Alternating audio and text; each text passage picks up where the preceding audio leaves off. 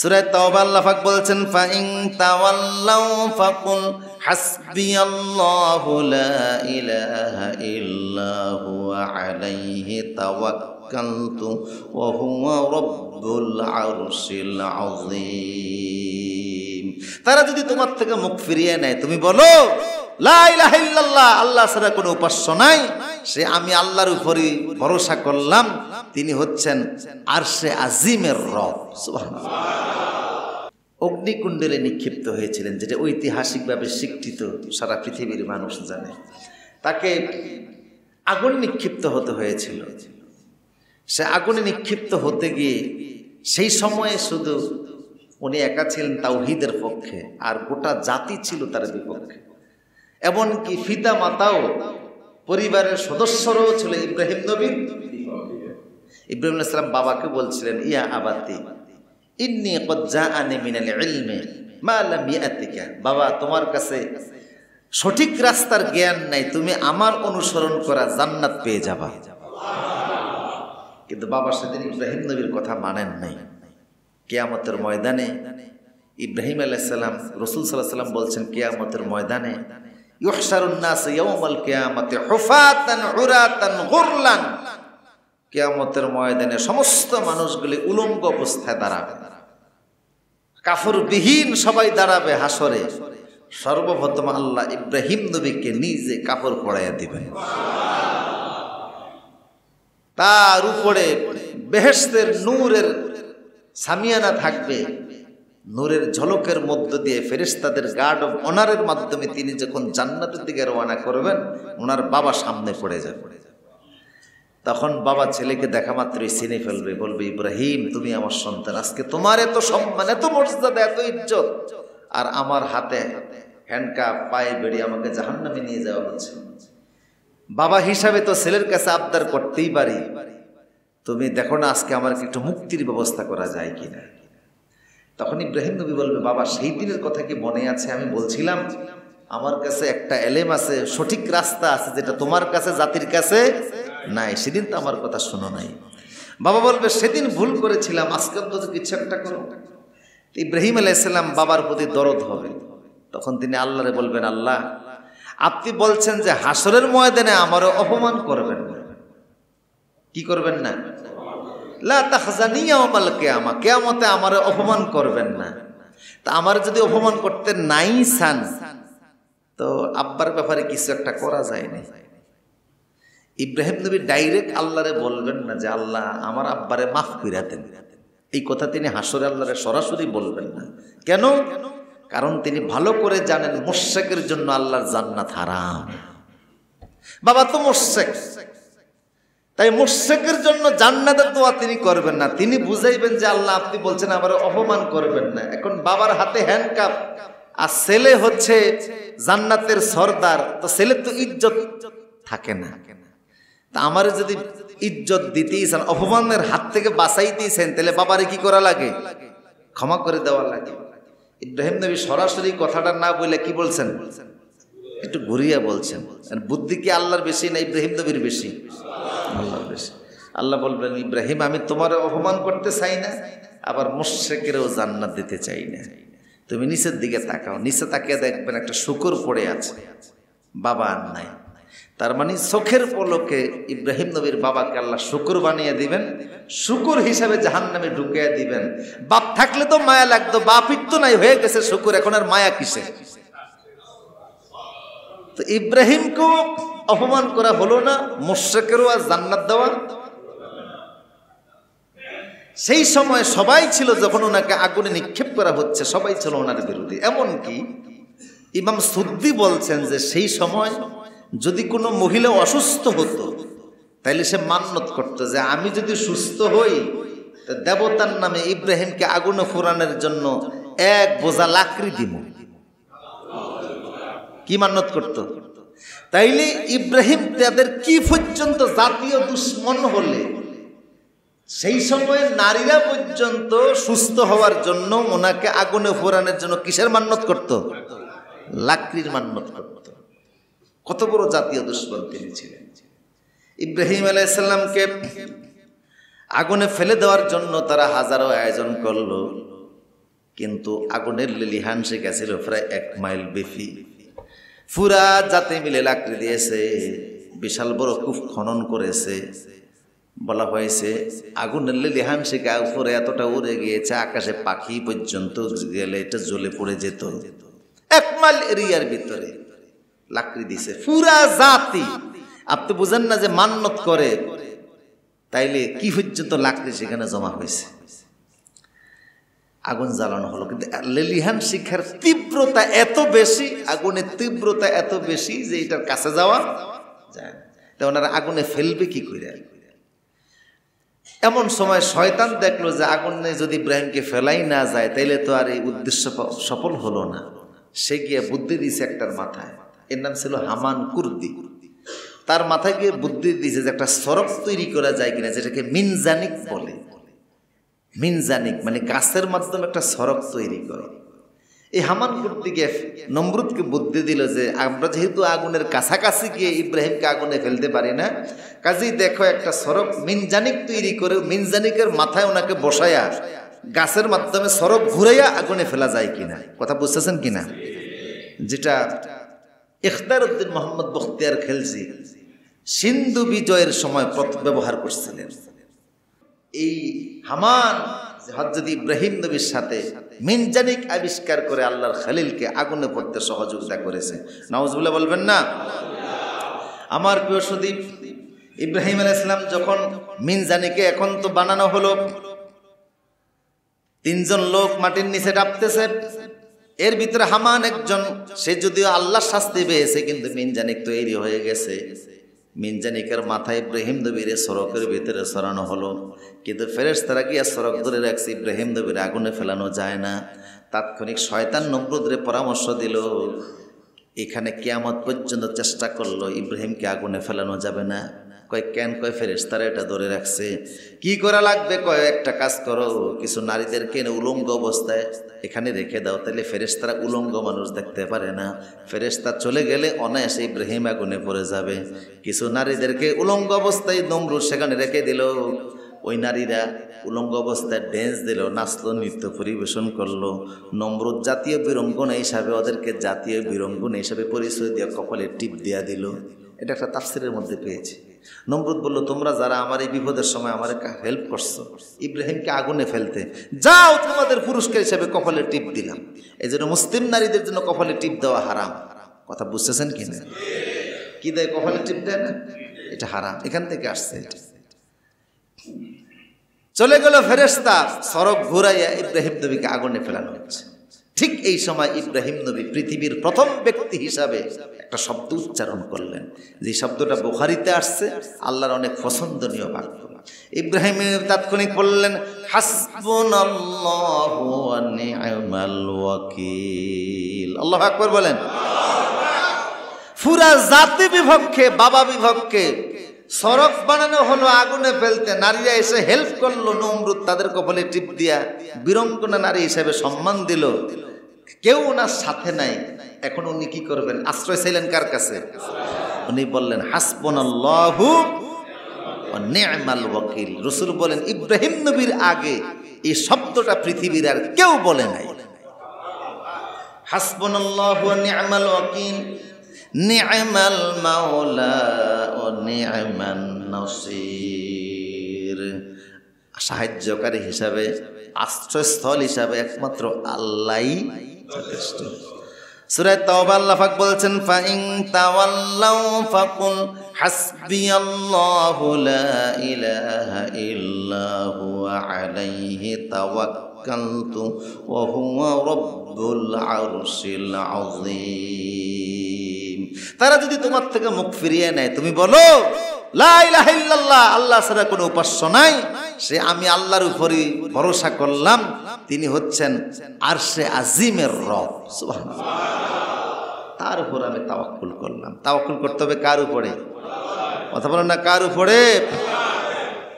তাওয়াক্কুল আল্লাহর উপর করা লাগবে। সমস্ত নবীরা আল্লাহর উপর তাওয়াক্কুল করছেন, তবে সমস্ত নবীদের তাওয়াক্কুলের চাইতে সবচেয়ে বেশি তাওয়াক্কুল ছিল মুহাম্মদ রাসূলুল্লাহ। ইব্রাহিম নবী আগুনে পড়ার সময় তাওয়াক্কুল করলেন কার উপরে? আবার মুসা আলাইহিস সালামকে যখন ফেরাউন ধাওয়া করলো, সাগরের পারে নিয়ে আসলো, তখনই তিনি বললেন, ইন্না মাইয়া রব্বি সায়াহদিন, আল্লাহ আমার সাথে আছে, আমি আল্লাহর উপর তাওয়াক্কুল করলাম। রাসূল করিম সাল্লাল্লাহু আলাইহি ওয়াসাল্লামের চাইতে সব বেশি তাওয়াক্কুলকারী কেউ ছিল না। এই জন্য ইবনুল কাইয়্যিম বলছেন যে তাওয়াক্কুলের দুটি দিক আছে। একটা হলো যে তুমি তোমার সমস্ত কাজের উপরে আল্লাহর উপরে নির্ভরশীল হবা, আল্লাহর উপরে তোমার যেন ভরসা থাকে, কারণ যে কোনো কঠিন পরিস্থিতিতে আর সহজ পরিস্থিতি হোক, আল্লাহ ছাড়া উদ্ধার করার মতো কেউ। তবে এর অর্থ এই নয় যে দুনিয়ার উপকরণ উপায় অবলম্বন করা যাবে না। তাওয়াক্কুল আল্লাহর উপর ঠিক আছে, তাই বলে উপায় উপকরণ অবলম্বন করাটা এটা তাওয়াক্কুল পরিপন্থী নয়।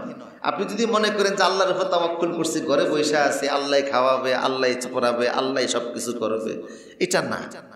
উপায় উপকরণ অবলম্বন করা এটা শরীয়তে না জায়েজ না, পরিপন্থী না। এর অনেক দলিল আছে। রাসূল করিম সাল্লাল্লাহু আলাইহি ওয়াসাল্লাম উহুদের যুদ্ধের দিনে যখন যুদ্ধে গেলেন, তখন তিনি দুইটা বর্ম পরছিলেন। কয়টা? একটা বর্ম পরছেন, এইটার উপরে আরেকটা বর্ম পরছেন। তো উনি তো বলতে পারতেন যে আল্লাহর উপর তাওয়াক্কুল করে যুদ্ধের ময়দানে নামলাম, বর্ম গায়ে দেওয়ার কি দরকার, সেটা তিনি করেন নাই, বরং বর্ম পরছেন কয়টা। এবং হাদিসে আসছে যে ওয়াদাখালা ফি মক্কাতা ইয়াউমাল ফাতহি ওয়া আলা রাসিল মিগফা, মক্কা বিজয়ের দিনে রাসূল যখন মক্কায় ঢুকতেছিলেন, মাথার ভিতরে শিরস্থান ছিল। শিরস্থান মানে লোহার টুপি ছিল মাথার উপরে, টুপিটার ওজন ছিল 20 কেজি, প্রায় 20 কেজির মতো ছিল টুপিটার, লোহার শিরস্থান। তাহলে যুদ্ধের এই পোশাক তিনি কেন পরলেন? এটা তাওয়াক্কুল পরিপন্থী না। উপায় উপকরণ আপনি অবলম্বন করতেই পারেন, কথা বুঝতেছেন কি না? এরপরে রাসূল করিম সাল্লাল্লাহু আলাইহি ওয়াসাল্লাম যেদিন হিজরত করেন, হিজরতের রাতে হিজরতের রাস্তা দেখানোর জন্য একটা লোক তিনি সাথে নিছেন, যে এই লোকটা রাস্তা দেখাই দিবে। সচরাচর মানুষ যেই রাস্তায় চলাচল করে, রাসূল সেই রাস্তায় না গিয়ে ভিন্ন রাস্তায় গেছেন। মানুষ যখন ঘুমিয়েছিল ওই সময় রাসূল বের হয়েছেন, মানুষের জাগ্রত অবস্থায় বের হন নাই। যে রাস্তা দিয়ে গেছেন সেই রাস্তা যাওয়ার সময় পদচিহ্নগুলি যে পড়ছে, এগুলি আবার মুছে দেওয়ার জন্য তিনি ব্যবস্থা করছেন।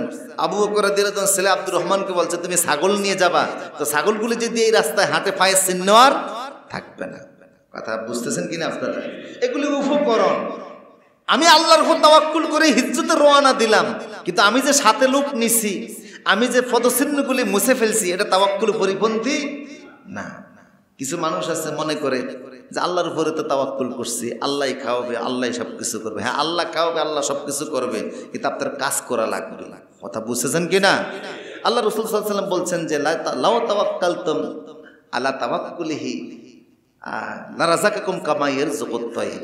ফাকিরা যেভাবে আল্লাহর উপর তাওয়াক্কুল করে, তোমরা যদি ফাকিদের মতো তাওয়াক্কুল করতা, তাহলে আল্লাহ তোমাদের রিজকের ব্যবস্থা ফাকিদের মতোই করে দিতেন।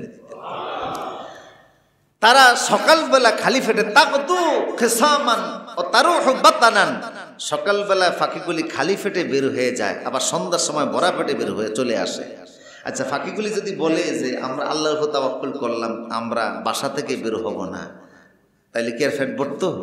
তারা তাওয়াক্কুল করছে আল্লাহর উপরে, কিন্তু তারপরেও তারা খাসা থেকে বের হয়, বাসা থেকে বের হয়, সারাদিন ঘোরাঘুরি করে, আল্লাহ তাদের ফেট ভরে আবার জায়গা মতো পৌঁছে দেয়। কথাকে বুঝে আসছে? আল্লাহর উপর তাওয়াক্কুল করমু, অসুবিধা নাই, পূর্ণ তাওয়াক্কুল করমু, কিন্তু উপায় উপকরণ, জাগতিক উপায় উপকরণ অবলম্বন করে এটা না জায়েজ। আমি কি বুঝাইতে পারছি? তবে উপকরণটা আমার হালাল হতে হবে। শরীয়ত বিরোধী কোনো উপায় উপকরণ গ্রহণ করা যাবে না। ইসলাম যেটা স্বীকৃতি দেয় না, এমন উপায় আপনি অবলম্বন করতে পারবেন না। যেমন আপনার চাকরি দরকার, এখন এখানে 10 লাখ টাকা কর্মকর্তারে ঘুষ না দিলে চাকরি হবে না। আপনি বললেন যে জীবন বাঁচানো ফরজ, চাকরিটা আমার লাগবেই, কাজে 10 লাখ টাকা ঘুষ দিয়া কর্মকর্তারে আপনি চাকরিটা নিলেন। চাকরির জন্য ঘুষ দিয়েছেন কয় লাখ টাকা? এটা কি হালাল না হারাম? এই উপায় গ্রহণ করা যাবে না, এখানে এই ফতোয়া দেওয়া যাবে না। পরীক্ষায় পাস করা লাগবে, কাজে পাস করতে নকল দরকার। প্রশ্ন আমার কমন পড়েন, একটু নকল কইরা নেই, নকল করা শুরু করলেন, এই শরীয়ত বিরোধী উপায় অবলম্বন করা যাবে না। যে কোনো উপায় গ্রহণ করতে হবে, সেটা কি হইতে হবে? হালাল হওয়া লাগবে। আমি কি বুঝাতে পারছি আপনাদেরকে? কি হওয়া লাগবে?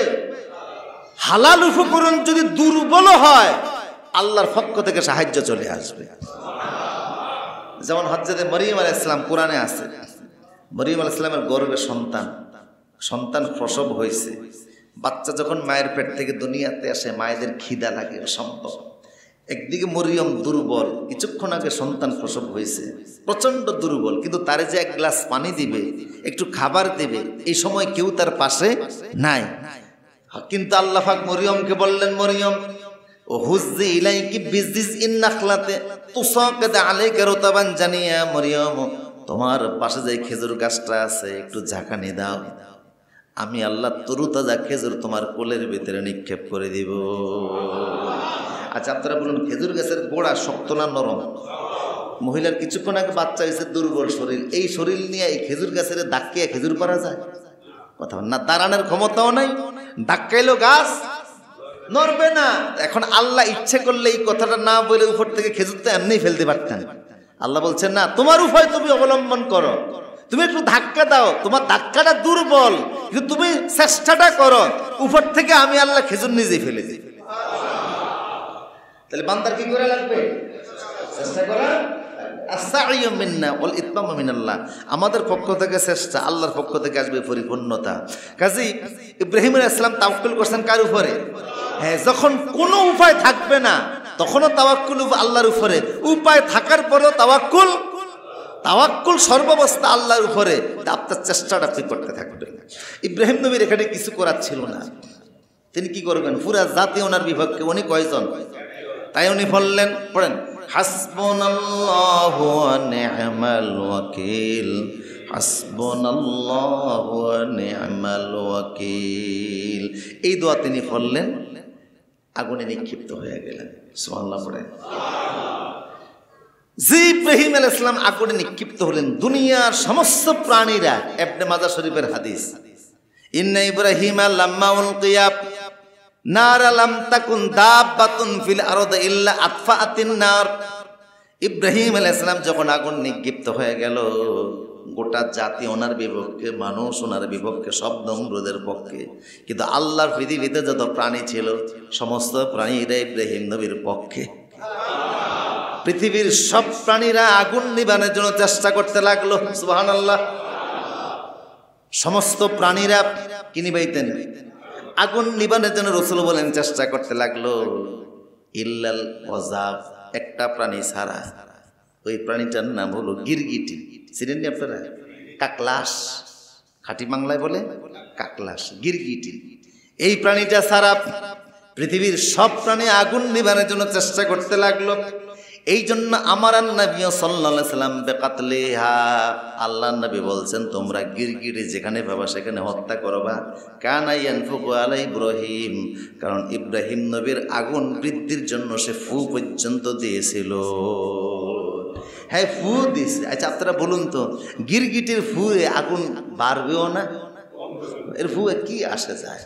কিন্তু সে যেহেতু তার সামর্থ্য অনুযায়ী চেষ্টা করছে, সেও ইসলামের দুশ্মন হয়ে গেছে। কথা কোন ঠিক কিনা? এখান দ্বারা কি মেসেজ পাইলেন?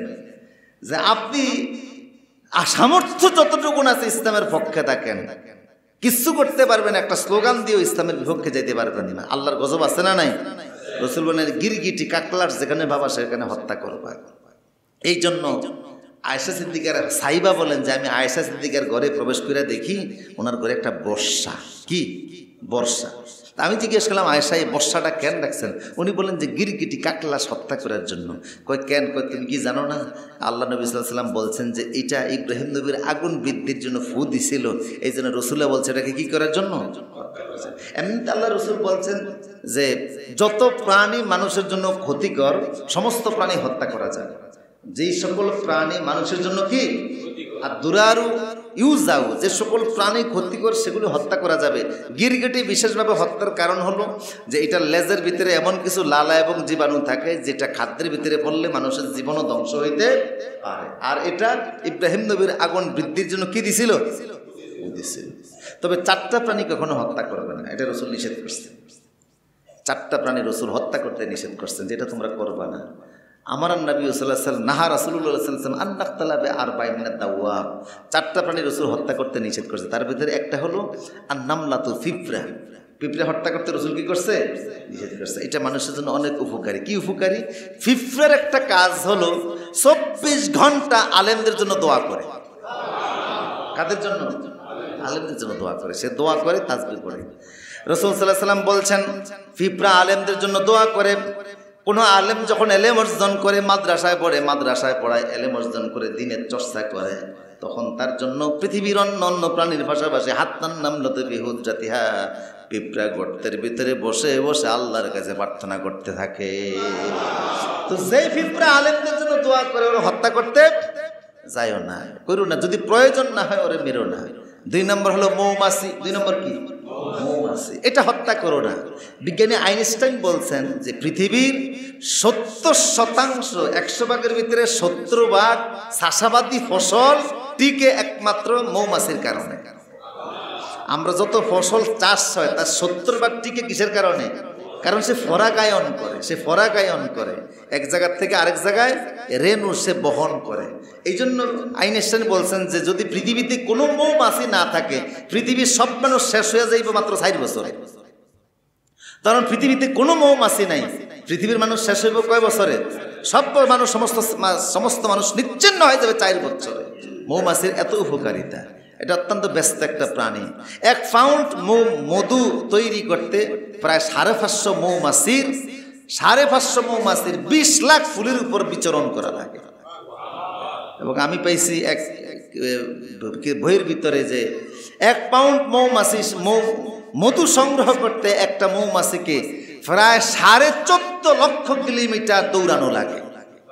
কর্মী একটা মৌমাছিকে 14.5 লক্ষ কিলোমিটার সে দৌড়ায়। অত্যন্ত ব্যস্ত একটা প্রাণী মৌমাছি। মৌমাছি কোথায় যাও, নাচি নাচি একবার দাঁড়াও না ভাই, তারা নিয়ে কত কথা। মৌমাছি নিয়ে এটা অত্যন্ত উপকারী একটা প্রাণী। 4 নম্বর হলো হুদহুদ নামক প্রাণী। 5 নম্বর সুরাত নামক প্রাণী। এগুলি নিয়ে অনেক ব্যাখ্যা আছে, হুদহুদ কাকে বলে, সুরাত কাকে বলে। তো যাই হোক, এই 4টা প্রাণী রাসূলুল্লাহ হত্যা করতে নিষেধ করেছেন। এগুলি মানুষের জন্য খুব উপকারে আসে। বাকি যত প্রাণী আছে ক্ষতিকর হলে এটা মারা জায়েজ শরীয়তে আসে, কিন্তু একটা প্রাণী মারলে সওয়াব। সেটার নাম কি? রাসূল বলছেন এই যদি 1 বাড়িতে মারো এত এত সওয়াব, 2 বাড়িতে মারো এত এত সওয়াব, 3 বাড়িতে মারো এত এত সওয়াব হবে। গিরগিটি, কারণ কানা ইয়ানফুক আলা ইব্রাহিম নবীর আগুন বিদ্যুৎ এসে ফু দিয়েছিল। আল্লাহ আমাদের সবাইকে হেফাজত করুন, জোরে বলুন আমিন।